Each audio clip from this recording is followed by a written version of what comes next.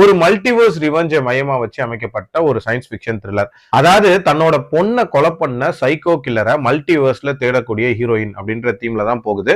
ஆக்சுவலா அந்த மல்டிவர்ஸ்க்கு டிராவல் பண்றதுக்கு ஒரு பொனப்பெட்டி மாதிரியான ஒரு டிவைஸ் இருக்கு. அதுல படுத்தாங்க அப்படின்னா ஹீரோயின் மல்டிவர்ஸ்க்கு போறாங்க. இந்த படம் தொடங்கின விதம், அந்த ஸ்டார்டிங்ல நடக்கக்கூடிய சைக்கிள் ஆஃப் கில்லிங்ஸ், அது எல்லாமே ரொம்ப நீட்டா இருந்துச்சு அப்படின்னு சொல்லலாம். அதுக்கப்புறம் ஒரு யூனிவர்ஸ்ல இவளால கொல்லப்பட்ட ஒரு பொண்ணு உயிரோட இருக்கா. சோ இதுக்கப்புறம் எப்படி கதை போகுதுன்ற ஒரு எதிர்பார்ப்பு பில்ட் ஆச்சு. பட் இவங்க ரெண்டு பேரும் சேர்ந்து பயணிக்கக்கூடிய அந்த ஜேர்னி அப்படின்றது அந்த அளவுக்கு விறுவிறுப்பா இல்ல. இன்னுமே கொஞ்சம் இன்ட்ரெஸ்டிங்கான சீக்வன்சஸ் நிறைஞ்சதா இருந்திருக்கலாம்.